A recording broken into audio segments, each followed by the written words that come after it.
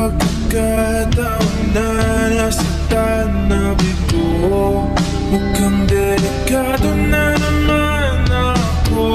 Bakit ba kinikilig na naman ako? Pero ngayon ay parang kakaiba.